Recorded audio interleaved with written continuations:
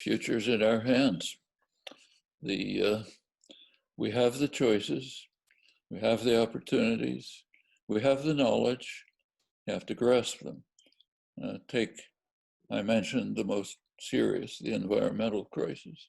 There are very detailed, careful, highly persuasive ideas about how to end the threat of environmental catastrophe, control it, create a much better world, a much more livable world, better work, better societies, better life, at a fraction of gross domestic product, easily within reach. Not enough to have knowledge. You have to implement it. Same with the pandemic. After the SARS epidemic in 2003, which was contained, the scientists laid out plans for how we should deal with the next coronavirus epidemic.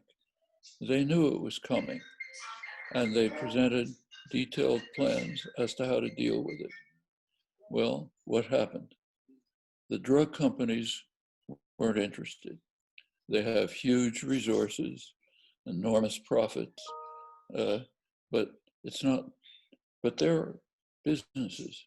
They're not interested in spending money to prevent a future catastrophe. They want something they can sell tomorrow, okay? So just by capitalist logic, the drug companies were out. Well, what about the government? Government, again, has enormous resources, fine laboratories, but then comes the neoliberal plague. Governments are the problem. They're not allowed to do anything. So the governments didn't do anything. Well, it was still possible to do something. Getting back to your question, what should we do?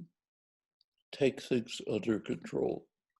They can be in the hands of a progressive public which cares about populations, not the super rich, which cares about using resources for human needs, not for private profit. It's not a law of nature that says we can't do that. We can do it. It's often been done in the past, can be done in the future. Now it happens that we're at a moment of supreme significance.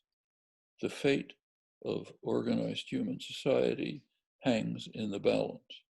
And we have to make the decision to take the future into our hands and out of the hands of those pursuing power and profit. And then there's a chance for a much better future.